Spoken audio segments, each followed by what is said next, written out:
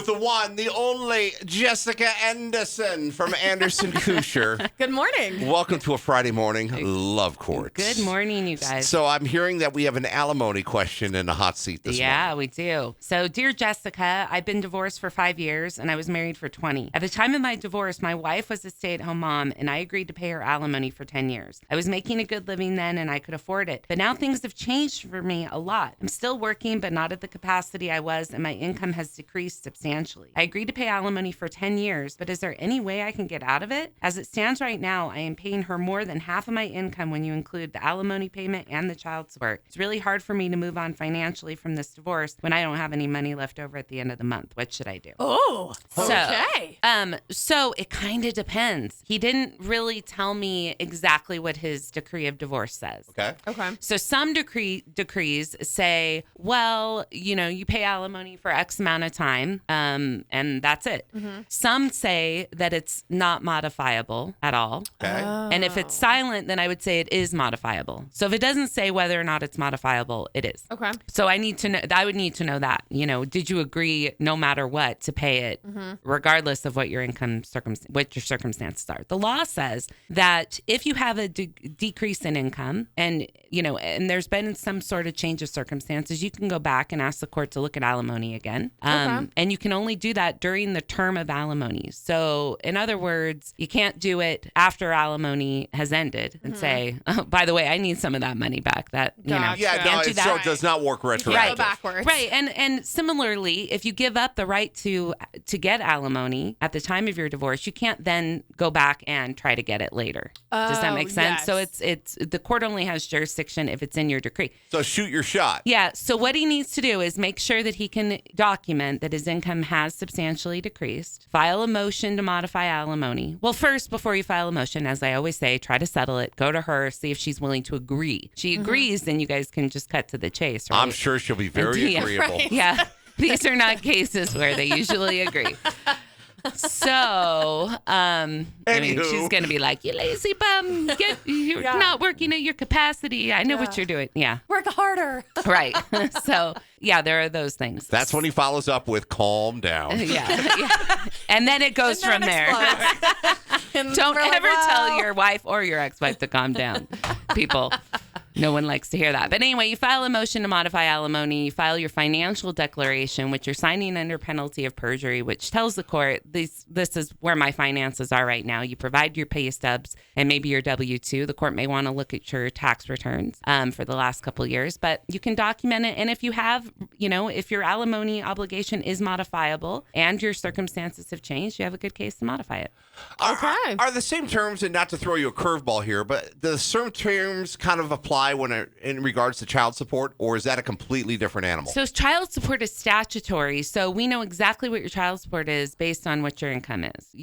There's a calculation, right? Mm-hmm. So if your income has decreased, it automatically changes? It doesn't automatically change. You can file a motion to modify. Okay. But with child support, you have to show that you're not doing, and same with alimony. I mean, you have to show that you're not intentionally trying to be underemployed to avoid the obligations. Right. So he could attack these together if he wanted, right? He could, and I don't know what his child support would be. Okay. It sounds like he's more concerned about the payment to his ex. I had a friend that had a child support issue, and with him, I don't want to say he was a deadbeat dad, but I mean, for him, his job would change all the time. Mm-hmm. Right. And she's like, I got to go back to court again, got to switch this around, because either it went up or down, and a lot of times it went down. Yeah. That happens a lot. But, it's supposed to be a fair award based on your actual income. All right. If people got questions, we got a great portal set up at our website, alice965.com. Proud to say, Jessica, you and your crew from Anderson Kusher, you answer every single question you receive. Yeah, we do. And sometimes people want to come in for a consultation because they need more information or they really, need a lawyer on their side. And they call us at 775-823-0049.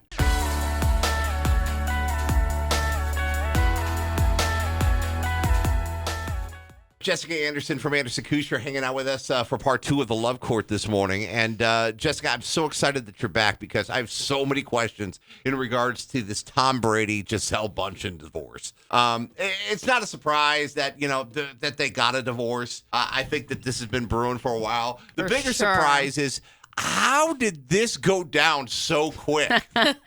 Well, so in California, you can have a status divorce. Okay. Right? So you can get divorced really quick, but your stuff is still, like, things are still pending in the divorce case. Is that kind of the same thing So with, I'm not with Kim and Kanye? Yeah. Okay. So I'm not sure if what they have right now is, yes, you're divorced, but we're still going to deal with all your stuff later, or if they are fully, we've got a deal, we're done. Okay. Like, we're out of court completely. I don't know what. Well, because going into this marriage, I mean, Tom, of course, had his money. Right. Giselle had her money from Right. being a model. Right. So, I mean, so a It's prenup like $733 million Yeah. together. totally makes sense that they had a prenup. Right. Yep. But they've been together a really long time. And so most prenups allow you to acquire property together. And I think they did that too.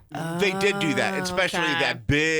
that big extravaganza that they bought in Tampa Bay. I mean, that Yeah. thing's like bigger than Disneyland. Right. That thing's huge. I think there were multiple vacation homes that they acquired as community property. But here's the thing with community property. I mean, you equally divide it. So you So value they would it. have to value it. You sell value it right? and divide it. Now, where it Okay. could get tricky is, let's say Giselle really wanted this mountain cabin and she took some of her separate property for the down payment or whatever. Right. Oh. And then now it's like, It's well, in the okay, now it community. has community and separate property components. And, Ugh. yeah. That's a mess. I doubt that happened. I'm sure they had so much money that they were, I'm sure anytime they did any transaction, I guarantee those lawyers were, okay, now we're doing this. Okay. Right. I mean, You're people making like sure that. this was. Did you hear any of that or read any of that when Tom Brady did that podcast earlier this week and he addressed this for the very first time? And it seemed like he was saying all the right Totally. things. Yeah. Like, I want to be there for my family. I want to be there for my kids. This is very positive. This is very amicable. And I'm thinking, what's the real story? Because he was saying all the right things. Very like, Yeah. I'm going to be a professional. When I'm a football player, I'm a football player. When I'm a dad, I'm a dad. I mean, And that's that. I don't know. They've got more money than they know what to do with. Like, they both are like super attractive. Until she gets with Pete Davidson, and that factor just womp womp. You keep on going back. to I that. really think it's going to happen. I thought he was with. Am I wrong? I Oh, thought they he was with broke Kim up. Kardashian. Mm-mm. Oh, Oh, I don't pay no. attention to They that. broke up a good couple months ago. Yeah. Man, he just hops around. Yeah. All right. Yeah, literally. He hops He around. does. And I don't get rabbit. that. He must be so funny. I don't get what the got thing something. with him is. Yeah, is Not my guess. is there any sex appeal, Jessica, about Pete Davidson to you? No. Yeah, he must, looks, but the there whole- he looks like is. Chuck E. Cheese's brother. There yeah, is. I don't think so at all. I don't I would date understand him. how he gets these babes, but he must. He must be so hilarious. He's is what I hilarious think. and probably packing. Let's be Oh honest. wow! That's Okay, what I well, think. I don't know. I don't know about that. Pete's got a Peter. But anyway, I'm sure Tom Brady, if he doesn't really have anything to complain about, Bill, is what I think. Okay. I mean, when you've got that kind of money, who cares? And also, just they're all going to Dang be it fine. that you have that much money. Yeah. That's how I feel. When people are fighting in divorce contexts, it's because, it's really stressful and hard, and financially it's, So I have a question. bad, but Tom and Giselle definitely have more than one house. We know this. If They have like a dozen. Like if she wanted just the one really awesome place in Aspen, like to keep one, can she? Would she have Well, to yeah. like pay off No, him so for something? yeah. So how it works is when you have community property, it all goes on a balance sheet. Okay. And so if that house is worth $8 million, and then there's another house worth $4 million, and then another house worth $4 million, Right. She can keep the $8 million house, and he can keep the two $4 million houses, and they're the same. I mean, this assumes the It's like- debt it's on like the trading- houses. it's all like the- trading out Monopoly. It's basically like Monopoly. Yeah. Yeah. I mean, you pay Okay. at the end, at the bottom of the balance sheet, your numbers need to be equal. So she takes a bunch of stuff and he takes a bunch of Right. stuff and a bunch of debt, and that all gets factored in, and then the numbers have to equalize. And if they don't, then the one that's taking the majority Yeah. of it pays the other person an equalizing payment to make it equal. Whoa. I'll trade you Boardwalk for 8 Baltics. Yeah.